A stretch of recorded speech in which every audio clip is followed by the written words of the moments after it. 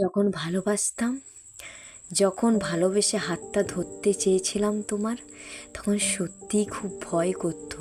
কারণ অনেকেই বলেছিল ভালোবাসার বিয়ে নাকি বেশি দিন টিকে না, বিয়ের পরে নাকি ভালোবাসা কমে যায়, বাড়ে না।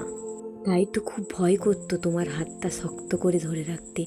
ভাবতাম সত্যিই যদি বিয়ের পর ভালোবাসাটা কমে যায়, তুমি যদি আর আমাকে এখনকার মতো ভালো না বাসো বিয়ের পর, তাহলে কি হবে? জীবনটা কি পাল্টে যাবে?